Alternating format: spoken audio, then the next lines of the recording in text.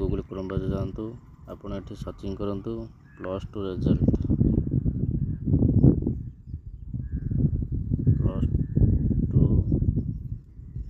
+2 result 2025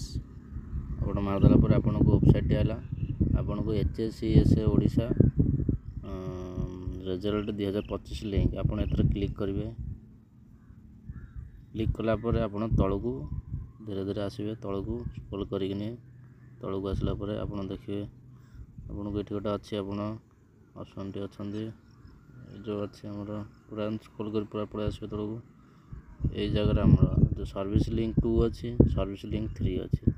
आपन service link 2 रे open करेंगे जहाँकि आपन रोल नंबर खाली रजिस्टर नंबर देदेले आपनकर खोलीज किसी कैप्चर कोड देवा पड़ानी तो सर्विस लिंक रे क्लिक करेंगे। क्लिक कलापर आपन क्लास पलि आसो क्लास रिजल्ट डिजिलकर खोल डिजिलकर मारला पर आपनकर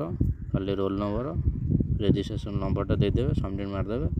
आपनकर रोल नंबर देखईदेव।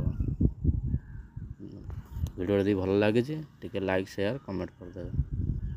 सब्सक्राइब करेंगे मो चैनल टी।